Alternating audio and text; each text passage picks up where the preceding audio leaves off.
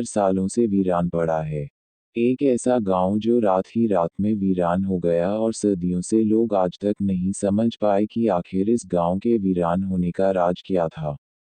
कुलधरा गांव के वीरान होने को लेकर एक अजीबोगरीब रहस्य है।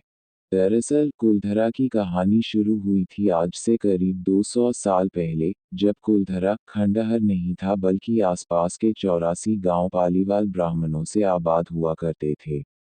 लेकिन फिर जैसे कुलधरा को किसी की बुरी नज़र लग गई। वो शख्स था रियासत का दीवान सालम सिंह। अय्याश दीवान सालम सिंह, जिसकी गंदी नज़र गांव की एक खूबसूरत लड़की पर पड़ गई थी। दीवान उस लड़की के पीछे इस कदर पागल था कि बस किसी तरह से उसे पा लेना चाहता था। उसने इसके लिए ब्राह्मणों पर दबाव बनाना शुरू कर दिया। हद तो तब हो गई कि जब सत्ता के मद में चूर उस दीवान ने लड़की के घर संदेश भिजवाया कि यदि अगले पूर्णमासी तक उसे लड़की नहीं मिली तो वह गांव पर हमला करके लड़की को उठा ले जाएगा। दीवान और गांव वालों की ये लड़ाई अब एक कुंवारी लड़की के सम्मान की भी थी और गांव के आत्मसम्मान की भी। गांव की चौपाल पर पालीवाल ब्राह्मणों की बैठक हुई और 5000 से कम ज्यादा परिवारों ने अपने सम्मान के लिए रियासत छोड़ने का फैसला ले लिया। कहा जाता है कि निर्णय लेने के लिए सभी 84 गांव वाले एक मंदिर पर इकट्ठा हो गए और पंचायतों ने फैसला किया कि कुछ भी हो जाए अपनी लड़की उस दीवान को नहीं देंगे। अगली शाम कुलधरा कुछ यूं वीरान हुआ कि आज परिंदे भी उस गांव की सरहदों में दाखिल नहीं होते। कहते हैं गांव छोड़ते वक्त उन ब्राह्मणों ने इस जगह को श्राप दिया था।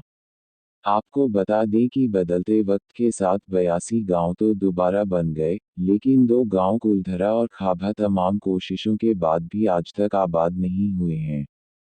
ये गांव अब भारतीय पुरातत्व विभाग के संरक्षण में हैं, जिसे दिन की रोशनी में सैलानियों के लिए रोज खोल दिया जाता है।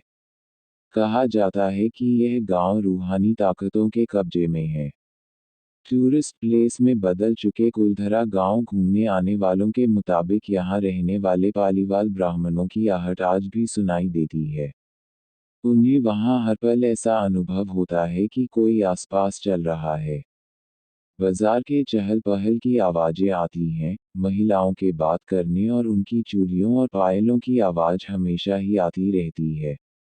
प्रशासन ने इस गांव की सरहद पर एक फाटक बनवा दिया है, जिसके पार दिन में तो सैलानी घूमने आते रहते हैं लेकिन रात में इस फाटक को पार करने की कोई हिम्मत नहीं करता है।